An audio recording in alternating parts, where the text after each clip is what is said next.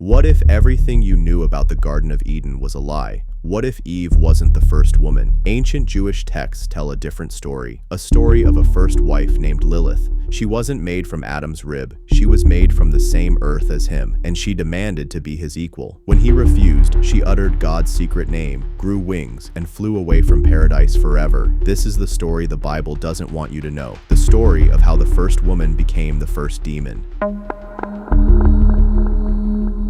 Do you know that Adam had a first wife and her name is Lilith?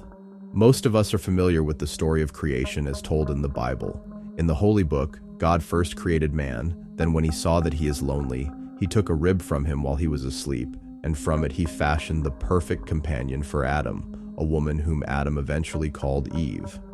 But according to one legend, Adam actually has a first wife, who later became known as Lilith. The legend says that Adam was not pleased with this first wife of his, and he asked God for a replacement, and that led to the creation of Eve, a partner more suitable for Adam. Another version of creation, the legend of Lilith, or the story of Adam having a first wife, was used by ancient rabbis to reconcile two contradictory accounts of creation. The version we are familiar with is the one mentioned above. But there is another version of the story of creation, and it can be found in Genesis 1:26-27. According to the passage, God made man and woman simultaneously, so the first partner of Adam could not have been Eve. The attempt to reconcile the conflicting versions of the story of creation lead to the development of a complex system of interpretation known as the Midrash system. Midrashic texts also influence some Christian interpretations of the Bible. Lilith, the first vampire. Scholars are unsure whether the name Lilith was actually mentioned in the Bible. In the book of Isaiah 34:13-15, the word Lilith appeared, which is actually a Hebrew name for one of the 8 unclean animals. The character may also have originated from the Mesopotamian myths regarding female demons or succubae called Lilin. Some experts believe that the name came Lilith from the word Lilu, which are female vampires in Sumerian myths. The legend of Lilith is also similar to the legend of Lamatsu from a Babylonian myth. Lamatsu was a demon goddess who kills babies and sucks the blood of adults. Like Lamatsu, Lilith was also portrayed as a baby killer who brings fatal diseases to infants. A particular depiction of Lilith, that of being a winged figure with sharp talons, can also be considered as vampire-like. Could it be that Lilith was the first vampire, a bad wife, and demon? There are 4 occurrences of the name Lilith in the Talmud, one of the holy books of Judaism. But the name has only been associated with the Adam's first wife in the medieval text known as the Alphabet of Ben Sira. In text, Lilith was portrayed as a bad wife to Adam, who eventually turned into a baby-killing demon. According to the text, Adam and Lilith fought all the time because they don't agree on many issues. Lilith eventually left Adam in the Garden of Eden. God commanded 3 of his angels to go after Lilith to make her go back to Adam, by force if needed. The angels caught up Lilith in the Red Sea, but they can't convince or even force her to return to the Garden of Eden. Eventually, the 3 angels were able to strike a deal with Lilith, where the woman agreed not kill babies who are wearing amulets with the names of the 3 angels. Since then, Lilith has been known in Jewish folklore as a female demon who afflicts babies with diseases. In some legends, Lilith is portrayed as the queen of demons. She is also known to seduce men in their sleep in order to spawn demon children. Lilith and Kabbalah. The legend of Lilith also appears in Kabbalistic mysticism. In fact, there are several versions of her creation in Kabbalistic writings. In one version, she is said to be created on the 5th day, even before Adam was created by God.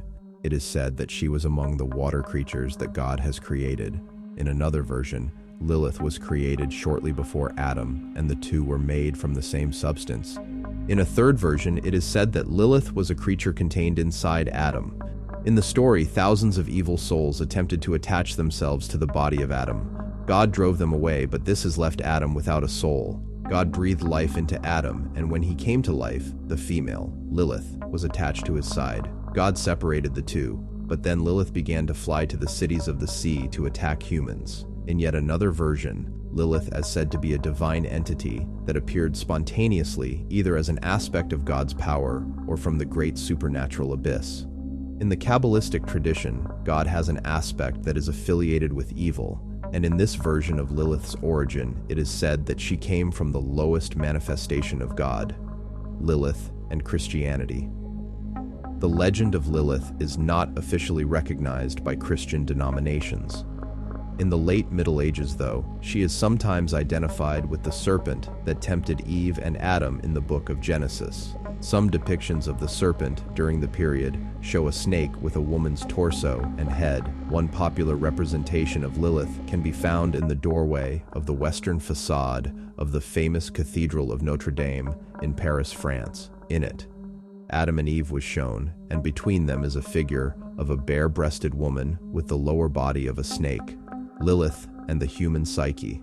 Lilith can serve as a representation of the aspects of women that men fear, the rebellious quality, the sexual aggressiveness, the anti-mother. The effort to hide Lilith actually reflects the repression of sexuality, particularly among women. The tendency to demonize Lilith points to a subtle effort to make both men and women loathe the qualities she represents. It is no wonder, therefore, that many feminist movements view Lilith as some sort of role model in their quest to subvert the existing patriarchal system. Conclusion: Lilith, the lost matriarch of myth and rebellion. The legend of Lilith, Adam's first wife, is one of the most provocative and enigmatic threads in Judeo-Christian mythology. While Eve is celebrated as the mother of humanity, Lilith lurks in the shadows, a symbol of defiance, untamed femininity, and the darker aspects of creation that orthodoxy sought to erase. Her story, fragmented across ancient texts and folklore, challenges the traditional narrative of Genesis and reveals a deeper, more complex understanding of human nature, gender, and divine will. The two creations, a clash of myths. The Bible contains two conflicting accounts of humanity's origins. Genesis 1:27. God creates man and woman simultaneously, implying equality. Genesis 2:22. Eve is fashioned from Adam's rib, suggesting subservience.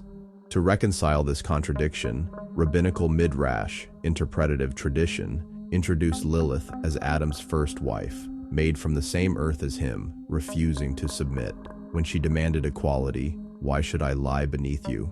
she was cast out, becoming a demoness who haunted the night. Lilith the demoness. From feminist icon to baby killer, Lilith's demonization reflects ancient fears of female autonomy. In Jewish folklore, she becomes a child-snatching demon, plaguing infants unless warded off by amulets bearing the names of three angels. In Kabbalah, she is a primordial force of chaos, emerging from the dark side of the divine. In medieval Christian art, she is conflated with the serpent in Eden, depicted as a half-woman, half-snake seductress, as seen in Notre Dame Cathedral. Yet her rebellion also makes her a symbol of resistance, a figure reclaimed by modern feminists as the first woman who refused to obey. Lilith's legacy, why she still haunts us.